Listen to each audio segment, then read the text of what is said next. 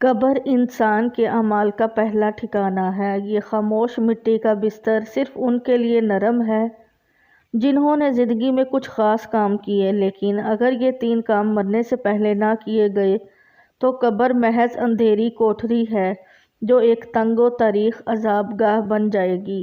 انسان چیخنا چاہے گا مگر مٹی اس کی آواز کو نگل لے گی۔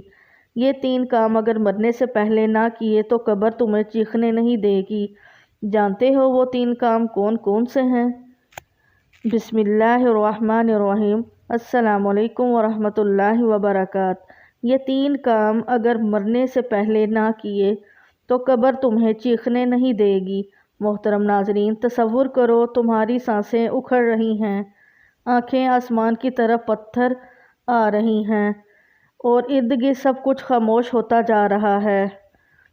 لوگ تمہیں دیکھ رہے ہیں، کچھ رو رہے ہیں، کچھ تمہاری نیکیاں گن رہے ہیں اور کچھ صرف خاموشی سے کھڑے ہیں، مگر تم اندر سے چیخنا چاہتے ہو، کچھ کہنا چاہتے ہو مگر زبان بند ہے۔ جسم ساکت ہے، آواز گم ہو چکی ہے۔ پھر وہ لمحہ آتا ہے جب مٹی تم پر گرتی ہے۔ 1 مٹی، 2 مٹی، 3 اور دنیا کا دروازہ بند، آخرت کا دروازہ کھل چکا ہے۔ اب تم وہاں ہو جہاں کوئی انسان تمہیں بچانے نہیں آئے گا، نہ ماں، نہ باپ، نہ بیوی، نہ بچے۔ وہاں صرف تم ہو اور تمہارے اعمال۔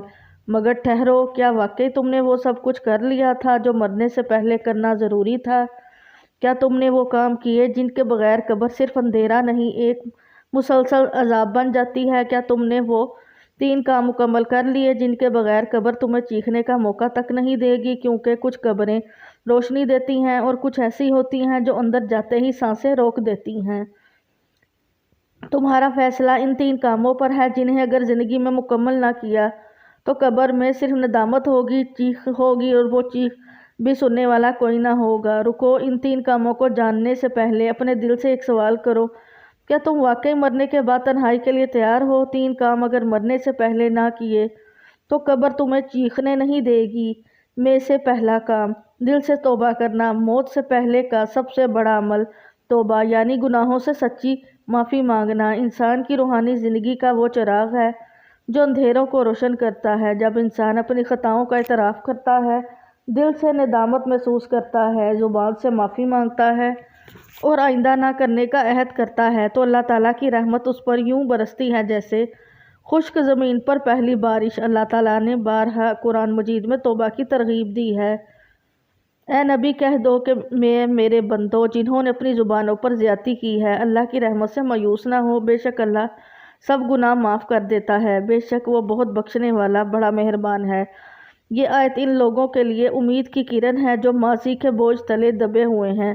اللہ تعالیٰ کی رحمت اتنی وسیع ہے کہ کوئی بھی گناہ چاہے کتنا ہی بڑا ہو اس کے دربار میں معاف ہو سکتا ہے۔ رسول اللہ صلی اللہ علیہ وسلم نے فرمایا، بندہ جب اپنے گناہوں کا اعتراف کر کے توبہ کرتا ہے تو اللہ تعالیٰ کو اس پر اتنی خوشی ہوتی ہے جتنی ایک مسافر کو اس وقت ہوتی ہے جب وہ اپنی گمشدہ سواری کھانے پینے کے سامان سمیت سنسان صحرا میں دوبارہ پا لیتا ہے۔ یہ مثال واضح کرتی ہے کہ اللہ تعالیٰ بندے کی واپسی پر کتنا منتظر ہوتا ہے۔ وہ صرف پکار کا منتظر ہے، ایک یا اللہ معاف کر دے اور سب کچھ صاف۔ علماء کے مطابق سچی توبہ کی 4 شرائط ہے: گناہ کا ترک کرنا، دل سے ندامت محسوس کرنا، دوبارہ نہ کرنے کا پختہ ارادہ، اگر گناہ کسی بندے کا حق ہے تو اس کا حق واپس کرنا یا معافی مانگنا۔ حضرت عمر بن خطاب رضی اللہ عنہ فرماتے تھے، محاسبہ کرو اپنے نفس کا قبل اس کے کہ تمہارا حساب لیا جائے۔ یہ محاسبہ انسان کو توبہ کی طرف لاتا ہے۔ حضرت علی رضی اللہ عنہ فرماتے ہیں، سب سے بڑی عبادت ندامت کے آنسو ہیں۔ حضرت کعب بن مالک کا واقعہ بہت مشہور ہے، جنہوں نے غزوہ تبوک میں شرکت نہ کی اور سچے دل سے ندامت کا اظہار کیا۔ ان کی توبہ قبول ہونے کی خوشخبری قرآن میں نازل ہوئی۔ حضرت حسن بصری رحمۃ اللہ علیہ فرماتے، توبہ کرنے میں تاخیر کرنا خود اللہ سے دشمنی ہے۔ حضرت سفیان ثوری رضی اللہ عنہ فرماتے، جب دل میں گناہ پر شرمندگی نہ ہو تو سمجھ لو دل مر چکا ہے۔ فاحشہ عورت کی بخشش، رسول اللہ صلی اللہ علیہ وسلم نے فرمایا، ایک فاحشہ عورت نے پیاسے کتے کو پانی پلایا، اللہ نے اس عمل کی بدولت اس کے تمام گناہ معاف کر دیے۔ یہ واقعہ اس حقیقت کو بیان کرتا ہے کہ اخلاص، ندامت اور رحم دلی پر مبنی چھوٹا سا عمل بھی مغفرت کا دروازہ کھول دیتا ہے۔ ایک مشہور واقعہ ہے یہ کہ ایک شخص نے 99 قتل کیے، پھر توبہ کی نیت سے ایک عالم کے پاس گیا۔ اس نے کہا، دروازہ بند نہیں ہو ہوا۔ اللہ کی رحمت وسیع ہے۔ وہ شخص ہجرت پر نکلا لیکن راستے میں موت آ گئی۔ فرشتے جھگڑنے لگے مگر اللہ تعالیٰ نے اس کے اخلاص کی وجہ سے اسے بخش دیا۔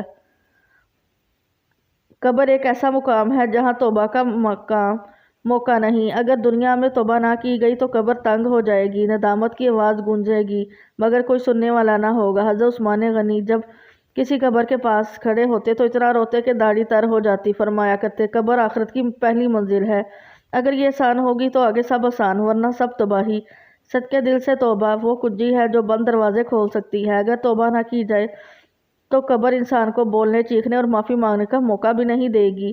ابھی وقت ہے، سانسیں چل رہی ہیں، دل دھڑک رہا ہے، اللہ کی رحمت انتظار کر رہی ہے۔ ایک ایک لمحہ، ایک آنسو، ایک یا اللہ اور سب کچھ بدل سکتا ہے۔ 3 کام اگر مرنے سے پہلے نہ کیے تو قبر تمہیں چیخنے نہیں دے گی۔ میں سے دوسرا کام، ماں باپ کی سچی خدمت اور رضا حاصل کرنا۔ قبر کا سب سے گہرا اندھیرا اس شخص کے لیے ہوتا ہے جس نے ماں باپ کی نافرمانی کی ہو۔ ماں باپ کی رضا جنت کی چابی ہے اور ان کی ناراضگی جہنم کا دروازہ کھولتی ہے۔ موت سے پہلے اگر ماں باپ کے دل سے دعائیں نہ لی گئی، ان کے پاؤں نہ دبائے گئے، ان کے چہرے کو خوش نہ کیا گیا تو قبر ایسا بدلہ دیتی ہے جس سے نجات کا کوئی راستہ باقی نہیں رہتا۔ ترجمہ، اور تمہارے رب نے فیصلہ کر دیا ہے کہ تم صرف اسی کی عبادت کرو اور والدین کے ساتھ حسن سلوک کرو۔ اس آیت میں اللہ تعالیٰ نے اپنی عبادت کے فوراً بعد ماں باپ کی خدمت کا حکم دیا ہے۔ یہ اس عمل کی عظمت کا سب سے بڑا ثبوت ہے۔ رسول اللہ صلی اللہ علیہ وسلم نے فرمایا، والد کی رضا میں اللہ کی رضا ہے اور والد کی ناراضگی میں اللہ کی ناراضگی ہے۔ ایک اور حدیث میں فرمایا گیا کہ ماں کے قدموں تلے جنت ہے۔ ان دونوں حدیث سے معلوم ہوتا ہے کہ ماں باپ کی رضا دراصل اللہ کی رضا ہے اور ان کی ناراضگی اللہ کی ناراضگی۔ حضرت عبداللہ بن عمر ایک مرتبہ خانہ کعبہ کا طواف کر رہے تھے کہ ایک آدمی اپنی ماں کو کندھوں پر اٹھا کر طواف کر رہا تھا۔ اس نے حضرت عبداللہ بن عمر سے پوچھا، کیا میں ماں کا حق ادا کر چکا؟ حضرت ابن عمر نے فرمایا، تو نے ابھی اس کی ایک درے ذرہ کا بدلہ بھی حق ادا نہیں کیا۔ یہ صحابہ کا مقام تھا جو ماں باپ کی خدمت کو اپنی دنیا آخرت کی کامیابی سمجھتے تھے۔ حضرت امام غزالی فرماتے ہیں، جو شخص ماں باپ کی خدمت کو معمولی سمجھے وہ ولایت کی راہ سے دور ہو جاتا ہے۔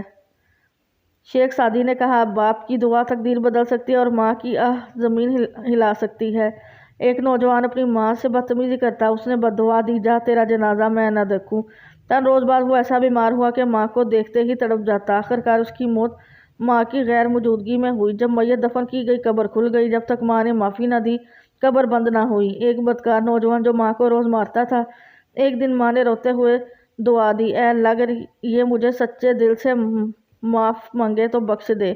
لڑکا اسی دن حادثے کا شکار ہو گیا۔ ماں روتی ہوئی قبر پر گئی اور معاف کر دیا۔ قبر سے خوشبو آنے لگی۔ ماں باپ کی خدمت کے کیا کیا فوائد ہیں۔ دعائیں بگڑی تقدیر کو سنوار دیتی ہیں، قبر میں سکون اور روشنی ملتی ہے، جنت کی خوشبو موت سے پہلے محسوس ہونے لگتی ہے، اولاد نیک بنتی ہے، ماں باپ کی نافرمانی کے نقصانات، دعا قبول نہیں ہوتی، رزق میں تنگی آتی ہے، قبر تنگ ہو جاتی ہے، آخرت میں رسوائی ہوتی ہے۔ اگر آج بھی ماں باپ ناراض ہیں تو فوراً معافی مانگیں، ان کے قدموں کو بوسہ دیں، ان کے لیے کھانا بنائیں، ان کے لیے دعا کریں، ان سے دعا لیں۔ اگر والدین وفات پا چکے ہوں تو ان کے لیے صدقہ کریں، قرآن پڑھیں اور ان کے رشتہ داروں سے حسن سلوک کریں۔ ماں باپ کی خدمت ایسی کنجی ہے جو قبر کے اندھیروں کو روشنی میں بدل دیتی ہے۔